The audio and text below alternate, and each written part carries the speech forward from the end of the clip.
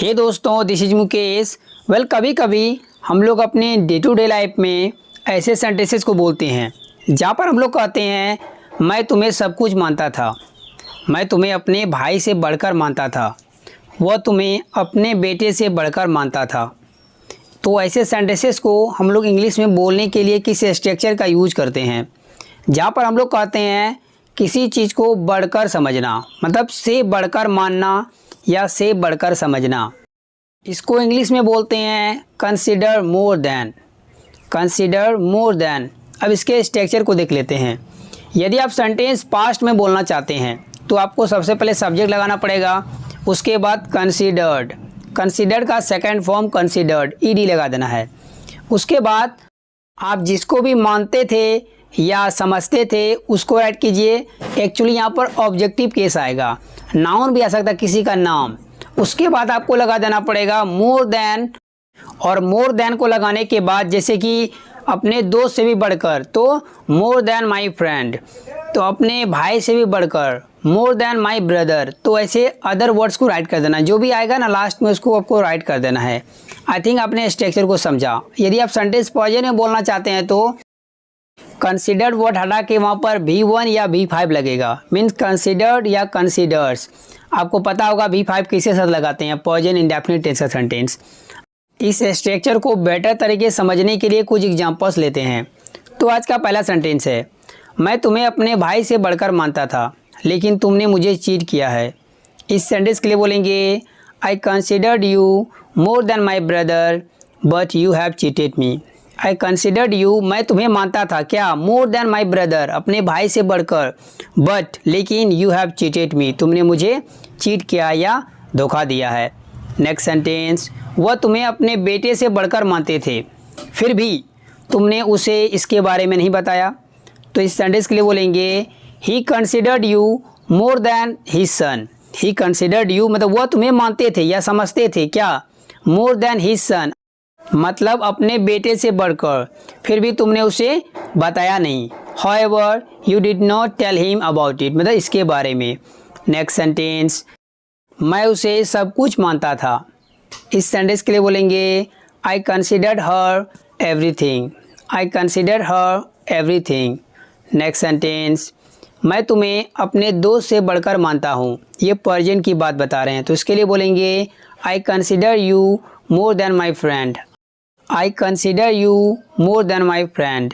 Next sentence, वह तुम्हें अपनी माँ से बढ़कर मानती है। इस सेंटेंस के लिए बोलेंगे She considers you more than her mother. She considers you more than her mother.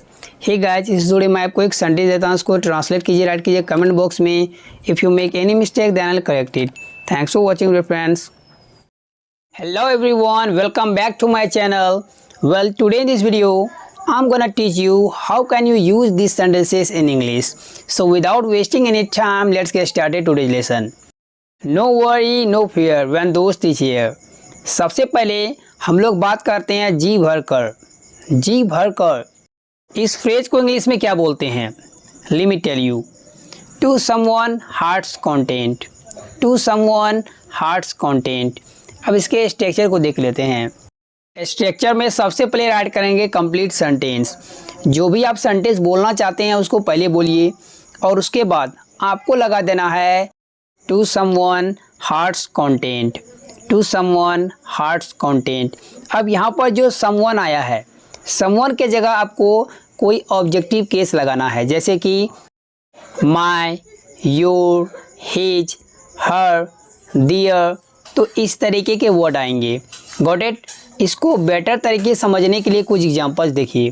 तो आज का पहला सेंटेंस है, मैं जी भर कर जीना चाहता हूँ। इस सेंटेंस के लिए बोलेंगे I wanna live to my heart's content. I wanna live to my heart's content.